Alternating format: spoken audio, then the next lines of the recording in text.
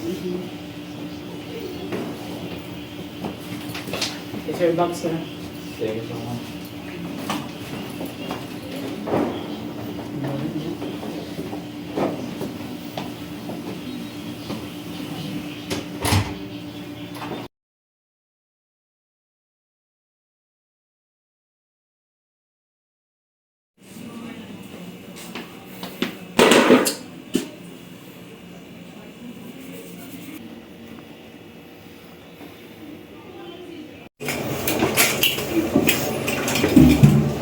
Ay, putik.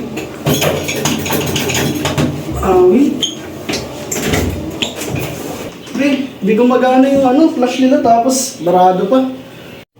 ano? Patingin nga. Dito. Yan mo. Yak! Ang baboy! Kasi, Ayaw. ayaw. Tara. Tara sa lobby. Diri naman. Wala mo, pre. Wala na. Diri kasi. Good morning, this is the front desk. How can I help you? Hello, good morning. Magka-complain lang kami sa room namin. Can I get your name in the room number, sir? My name is Anyate Patrick and my room is 214, second floor. Can I get also your reservation details, sir? 2 days and 3 days? 3 days, 2 nights. 3 days and 2 nights po. And can I know what you're complaining, sir? Magka-complain lang namin, pagpasok namin dito is madumi yung room. Then yung CR is barado siya, tapos di nagana yung flash. May naiwan pang dumi. Ayun yung complain namin. I'm so sorry for the inconvenience, sir. So, tawagan lang po namin yung housekeeping department para po malaman po kung bakit po nagka-problema sa room niyo. Ibaba ko lang po yung phone, sir. Okay, sige. Okay. Okay na.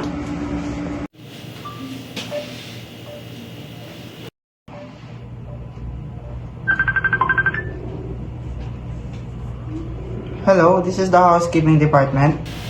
Hello, this is the front desk. There's a problem in room 214. What are the concerns? Makalat daw po yung kwarto nila, then there was a poop in the bathroom, then the flush of the toilet was not working. Okay, just let me check the records.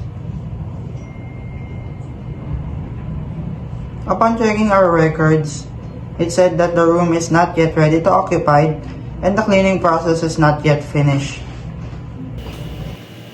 Okay, I will turn to Ms. Onyate. Okay.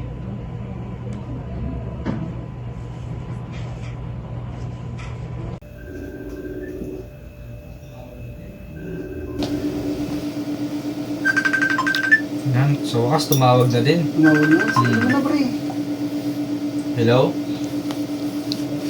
Hello, Mr. Onyate. Upon investigation po, there was an error to our housekeeping department. May kinoffer niyo po na ilipat na lang po yung room nyo. Okay, sige. Kailan yan? Now po, sir, papunta na po ang bellboy natin. Pakibilisan kasi kanina pa kami naghihintay. Okay po, sir. Sorry for the inconvenience po.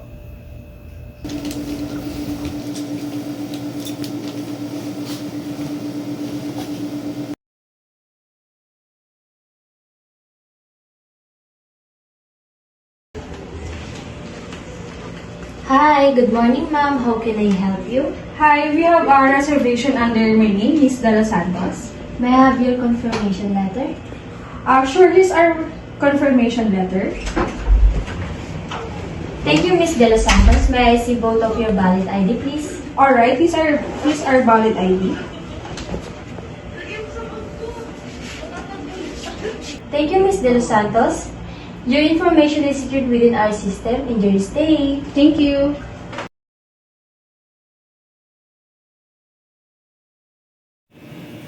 Hello, good afternoon. Good afternoon, sir.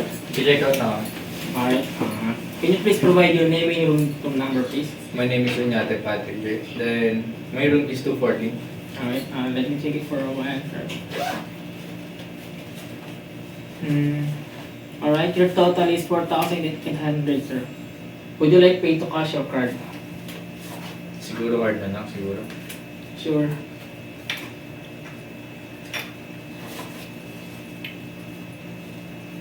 Right then, sir. Thank you for choosing Fisher Valley Hotel and come again. Thank you.